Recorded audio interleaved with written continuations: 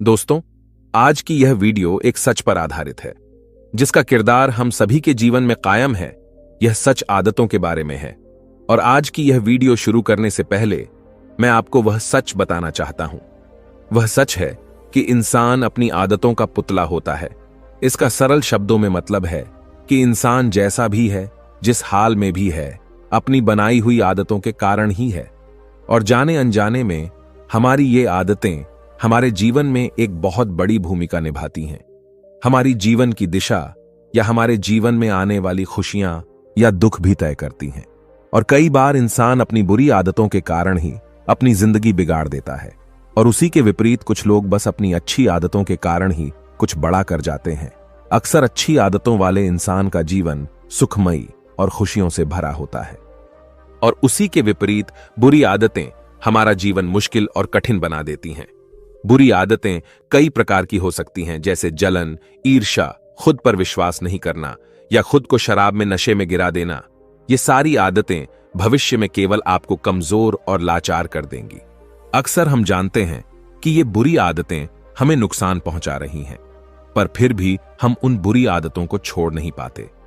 कुछ आदतें जैसे कि शराब या सिगरेट हमें कुछ समय के लिए अच्छा महसूस करवाती हैं, लेकिन कुछ समय की खुशी के लिए हम बदले में बहुत सारी परेशानियों को न्योता देते हैं। आज हम इस वीडियो में शराब पीने की आदत को छोड़ने की कहानी को देखेंगे। दोस्तों, हम सभी जानते हैं कि शराब पीना एक बुरी आदत है जो हमारे स्वास्थ्य, हमारे रिश्तों और हमारे पूरे जीवन पर नकारात्मक प्रभाव डाल सकती है। हालांकि कई लोगों के लिए शराब पीना एक ऐसा बंधन बन जाता है जिसे छोड़ना मुश्किल होता है। अक्सर हम ऐसी आदतों के सामने अपने आप को बेबस पाते हैं।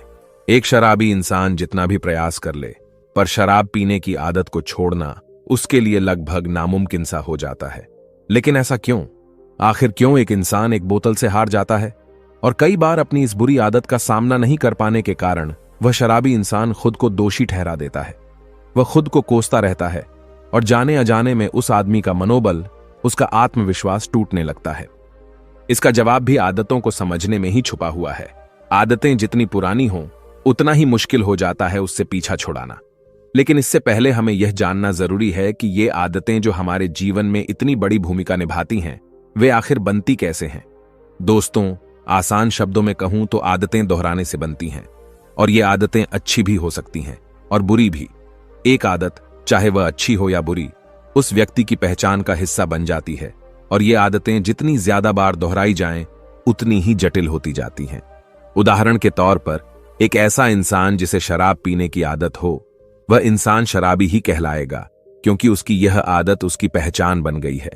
उसी तरह एक ऐसा इंसान जो हर वक्त और हर जगह समय के पहले पहुंच जाता है, और यही आदत बहुत बार दोहराई जाए, तो उसके आसपास के लोग उसे समय का पाबंद ही मानेंगे।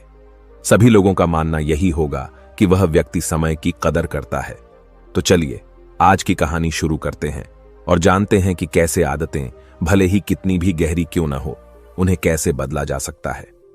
एक बार की बात है, एक गांव में एक छोटा व्यापारी रहता था।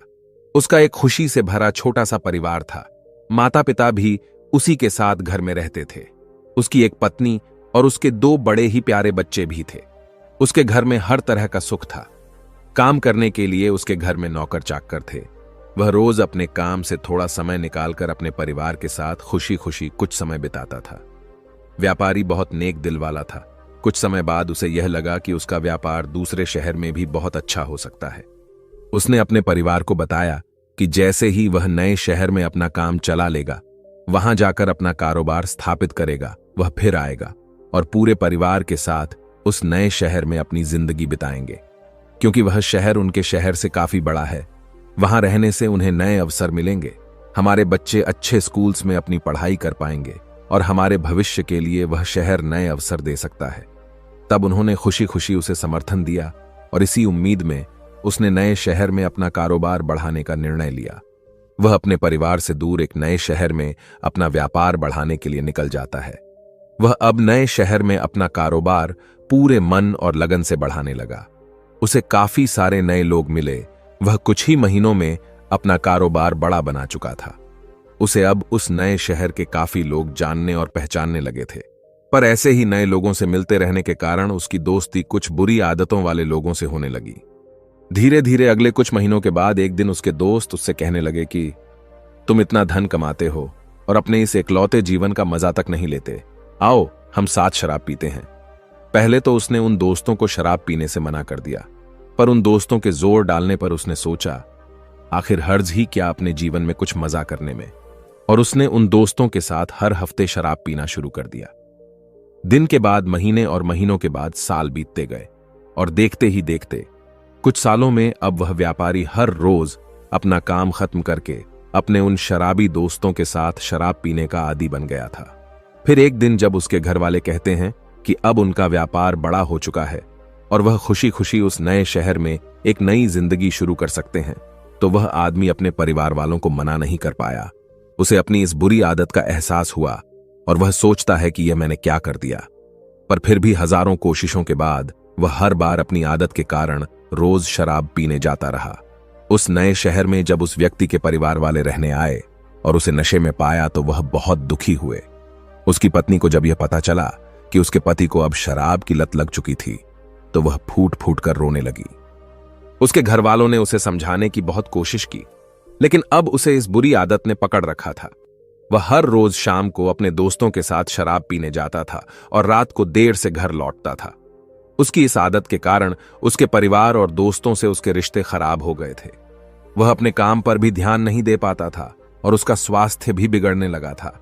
वह कभी कभी तो क्रोधित हो जाता और अपनी पत्नी को कहता कि तुम्हें आखिर तकलीफ क्या है, मैं जो कमाता हूं उसमें से अगर कुछ हिस्सा मैं अपने मजे के लिए इस्तेमाल करता हूं तो इसमें गलत क्या है। अब उसकी यह आदत उनके घर में अशांति और तनाव का कारण बन रही थी और अब इतने सालों से उसकी इस आदत की वजह से वह और उसका पूरा परिवार परेशान रहता था। वह अब अपने बच्चों के साथ भी वक्त नहीं गुजारता था।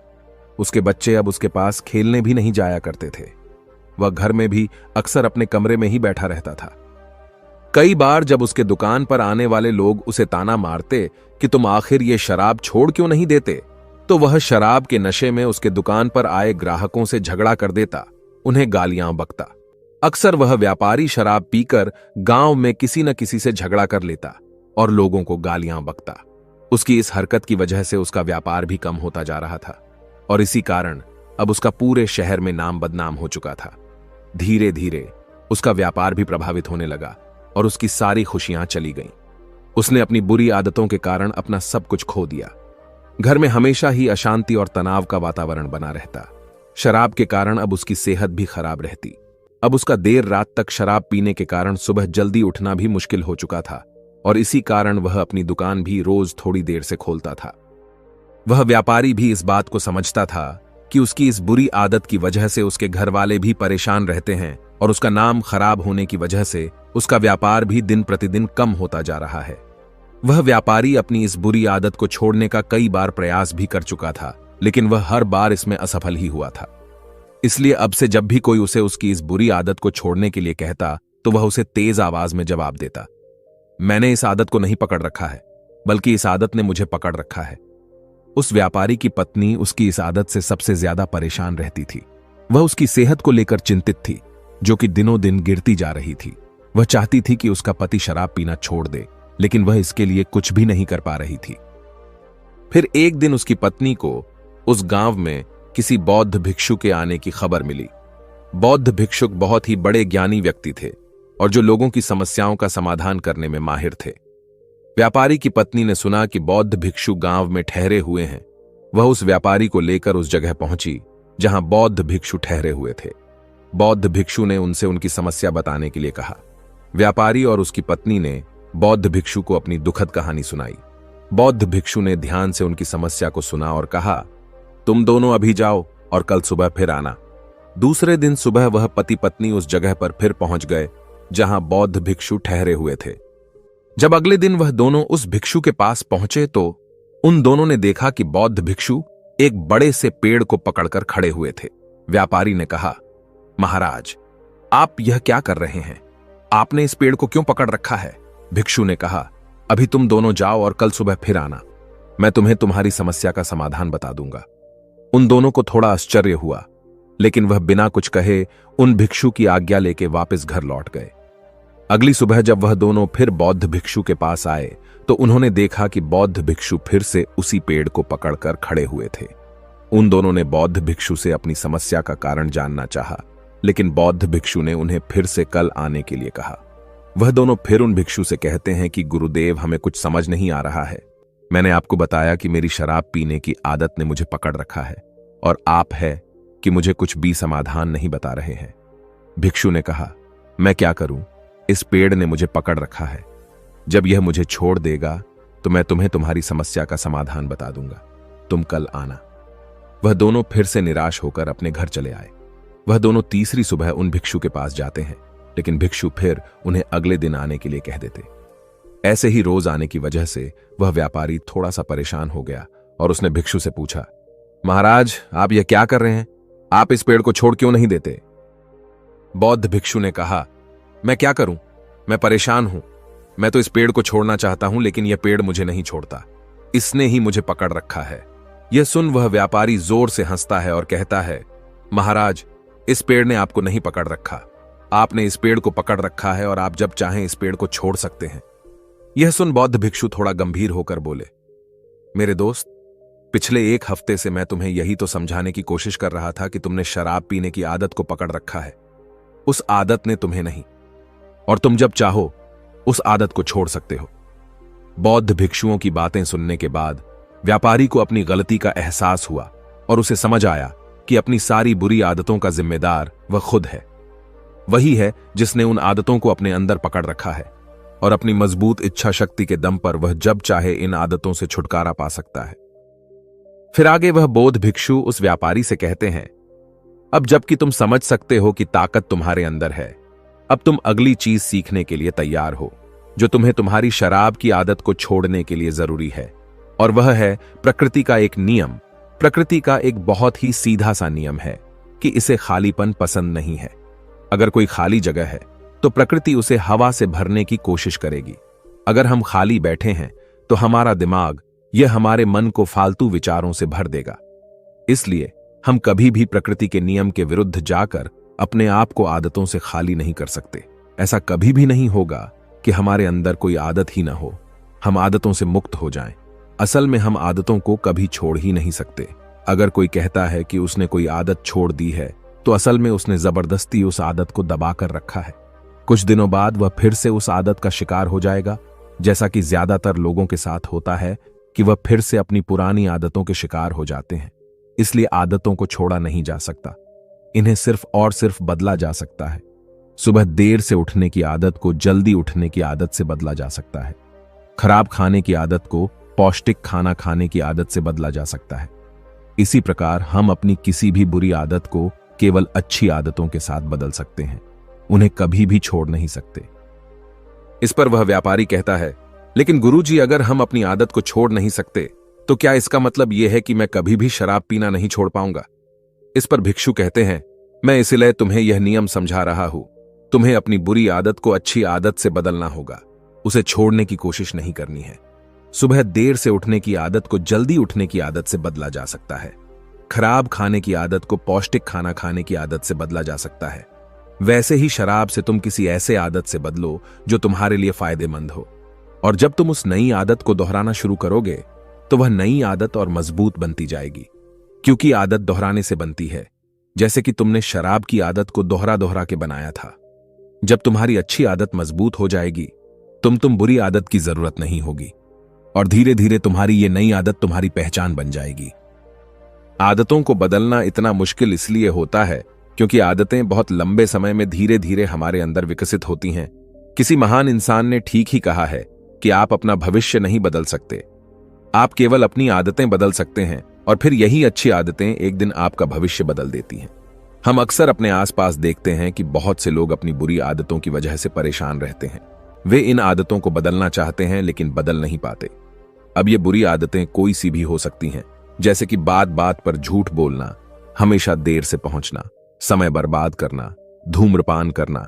लोगों के द्वारा इन आदतों को ना बदल पाने का सबसे बड़ा कारण है लोगों के अंदर दृढ़ निश्चय शक्ति का ना होना, और दृढ़ निश्चय शक्ति के कमजोर होने का कारण है अपने ऊपर भरोसे का ना होना कि मैं इसे बदल सकता हूं, और अपने आप पर विश्वास ना होना हमारे अंदर पैदा हुआ है।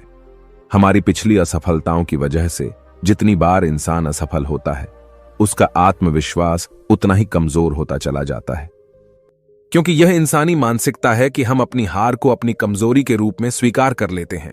ज्यादातर मौकों में हम यह मान लेते हैं कि हम ही उस चीज के काबिल ही नहीं थे।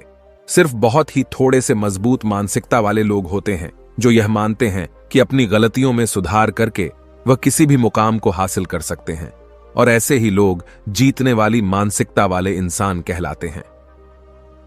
दोस्तों, उम्मीद है कि आपने आज की इस वीडियो से जरूर कुछ न कुछ सीखा होगा।